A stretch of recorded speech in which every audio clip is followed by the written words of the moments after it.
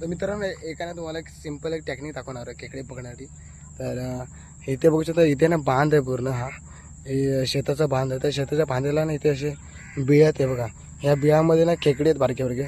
तुम्हाला ना हीच खेकडी पकडण्याची पद्धत दाखवतो कशा प्रकारे पकडायची. अशी दांडी ना इथून तोडून घ्या आपण.